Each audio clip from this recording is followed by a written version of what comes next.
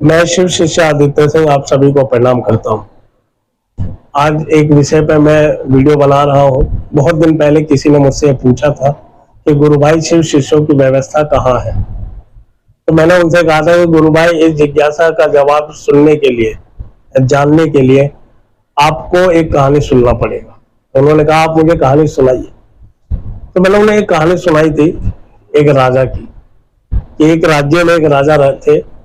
वो बहुत ही दयालु थे, महादेव के बहुत बड़े भक्त थे और सेवा करना, लोगों के दुख दर्द में खड़े रहना, पूरी प्रजा का ख्याल रखते थे और उनकी पूरी प्रजा हमेशा उनके गुणगान गाया करती थी। तो एक बार राजा के मन में हुआ कि चलो मैं जंगल में घूमने चल जाता हूँ, बहुत दिन हो गए। तो जंगल में घूमने की मनसा से अपने घोड़े को लिए और अकेले ही निकल गए। घनघोर जंगल में पहुंच गए तो वो थक गए थे, तो एक पेड़ के नीचे सोचे कि मैं आराम करूं। तो उस पेड़ के नीचे बैठ के वो आराम करने लगे। तो जिस पेड़ के नीचे बैठे थे उस पेड़ के ऊपर एक तोता था। वो तोता बार बार 4 वर्डों को रिपीट कर रहा था, बार बार उसको दोहरा रहा था। राजा सुन के बड़े ही हैरान हो रहे थे। वो 4 बातें कहता था। पहली बात कहता था कि यहाँ नहीं है वहां है। दूसरा कहता था यहाँ है वहां नहीं है। और तीसरी लाइन कहता था कि ना यहाँ है ना वहां है। और चौथी लाइन कहता था कि यहाँ भी है वहां भी है।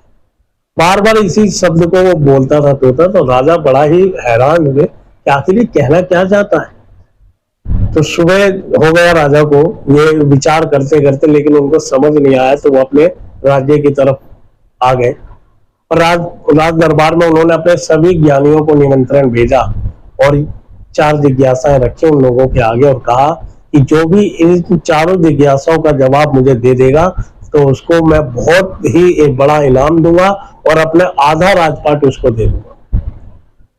बड़े से बड़े ज्ञानी इस प्रश्न का, इस जिज्ञासा का जवाब नहीं दे पाए। तो राजा बहुत ही निराश हो गए कि मैं इतने सालों से इतने बड़े बड़े ज्ञानियों की सेवा कर रहा हूं, लेकिन किसी भी ज्ञानी के पास मेरी इस जिज्ञासा का कोई समाधान नहीं है। तो ये बातें एक गांव में एक चोर के पास गई कि राजा ने ऐसे ऐसे 4 जिज्ञासाएं रखी है और जो भी जवाब देगा उसको आधा राजपाट और इनाम में बहुत सारा सोना चांदी ये सब मिलेगा। चोर दौड़ा दौड़ा राज दरबार में गया, राजा से बोला कि राजा मैं आपकी जिज्ञासाओं का समाधान कर दूंगा, पूछो क्या है जिज्ञासा। तो राजा ने कहा कि पहली जिज्ञासा है कि यहाँ नहीं है वहां है। दूसरी है यहाँ है वहां नहीं है। तीसरी है ना यहाँ है ना वहां है। और चौथी यहाँ भी है वहां भी है। तो चोर ने कहा कि राजन मैं जिज्ञासा का जवाब तो दे दूंगा, लेकिन आप मुझको पहले जो इनाम की राशि है वो पहले दे दीजिए और जब मैं जवाब दे दूं आप संतुष्ट हो जाएंगे तब आधा राजपाट मुझे दे देना। तो राजा तैयार हो गए, बोले ठीक है। फिर चोर ने कहा कि राजा मुझको कम से कम 1 महीने का समय चाहिए इस जिज्ञासा का जवाब देने के लिए। राजा इस पर भी तैयार हो गए। चोर ने सारा सामान उठाया और अपने घर चला गया। अपनी पत्नी को बोला कि भाई इसको रख दे, ये राजा के यहाँ से ऐसे ऐसे मुझको मिला है और मैं राज्य को छोड़ के जा रहा हूँ, नहीं तो राजा मुझे मरवा देगा। तो पत्नी ने पूछा कि क्या है वो जिज्ञासा। तो पति ने बताया कि ये जिज्ञासा है। तो पत्नी बोली कि कोई बात नहीं, आप भागो मत, आप मुझे ले चलो, मैं इस जिज्ञासा का जवाब दे दूंगी। तो बोले कि देख ले भाई, अगर तूने गलत जवाब दिया, राजा संतुष्ट नहीं हुए तो वो हम दोनों को ही मार देंगे। तो वो बोली कि कोई बात नहीं, आप हमें ले चलिए, वैसे भी इस गरीबी में जी जी के मर ही रहे, ना खाने को खाना है ना पहनने को कपड़ा है, ऐसे ही मर जाएंगे, एक बार कोशिश करके देखते। तो बोला कि ठीक है, जैसी तेरी मर्जी। वो लेके चल दिया अपनी पत्नी को। तो जब पत्नी जा रही थी पति के साथ तो देखा कि एक साधु बाबा बैठे हुए हैं, ना उन पर कोई कपड़ा, पर लंगोटी पहन रखा उन्होंने और बैठे हुए। तो वो औरत गई उनके पास और बोली कि बाबा आप 1 दिन के लिए मेरे साथ चलिए और मैं आपको बदले में 10,000 रुपया दूंगी।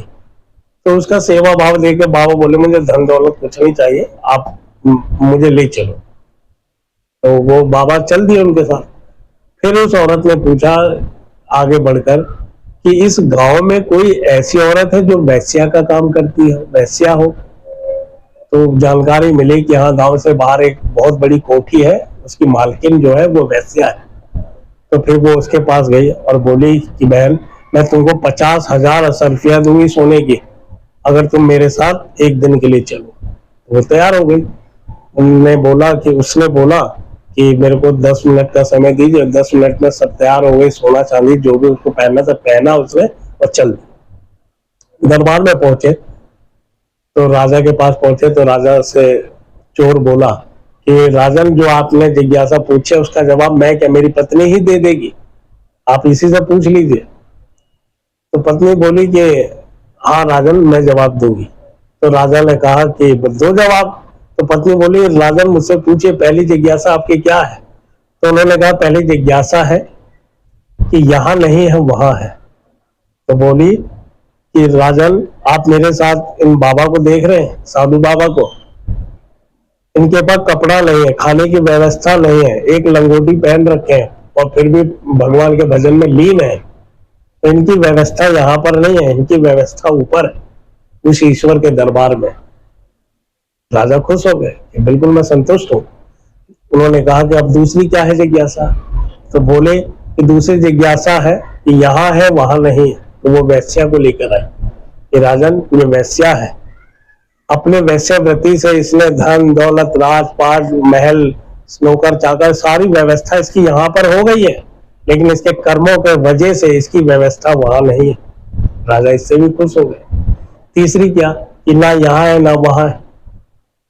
तो बोले कि राजन देखो, ये मेरे पति हैं, ये चोर है और इनका व्यवस्था ना यहाँ है ना वहां है, क्योंकि यहाँ भी मार खाते हैं, पिटते हैं, इनके कदर यहाँ भी नहीं है और इनकी कदर वहां भी होने वाली नहीं है।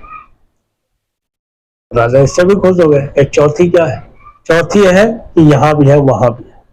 तो उन्होंने कहा, राजन, चौथी जिज्ञासा का जवाब आप खुद है, क्योंकि आप महादेव के बहुत बड़े भक्त हैं, आप बहुत सेवा करते हैं, लोगों के दुख दर्द को समझते हैं, आपकी प्रजा हमेशा आपका गुणगान गाती है, आप हमेशा लोगों को इस बात के लिए तैयार करते हो या उनको प्रेरणा देते हो कि वो शिव से जुड़े, वो शिव के लिए समर्पित हो, और आपके अंदर जो सेवा भाव है, इसलिए आपकी व्यवस्था यहाँ भी है और वहां भी है।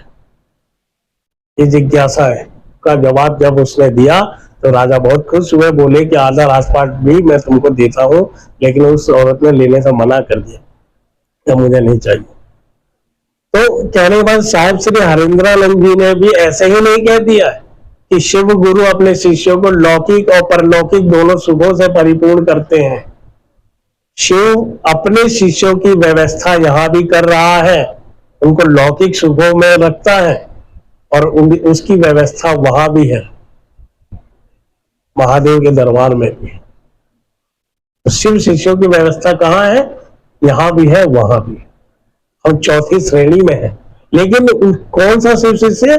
जो राजा की तरह है, ना तो वो साधु की तरह हो, ना वो वैश्या की तरह हो, ना चोर की तरह हो, जो राजा की तरह हो, कि अपने गुरु शिव के लिए समर्पित हो, सेवा करता हो, प्रेम करता हो, सबका सम्मान करता हो, ऐसा, और अपने गुरु की राह पे दूसरों को लाने के लिए प्रयास करता हो। तो उसकी व्यवस्था शिव गुरु यहाँ भी करते हैं और वहां भी करते हैं। तो शिव गुरु की व्यवस्था सबसे अनोखी करता है महादेव। साहिब श्री हरिंद्रानंद जी की बात है और बिल्कुल सच है। साहब ने ऐसे ही मजाक में नहीं कह दिया, ये उन्होंने महसूस किया, ये अनुभूति उन्होंने खुद के ऊपर देखा कि वो शिव लौकिक और परलौकिक दोनों सुखों से परिपूर्ण करते हैं। तो शिव शिष्यों की व्यवस्था बहुत ही सुंदर है। कहाँ है? यहाँ भी है वहां भी है, सब को मेरे पढ़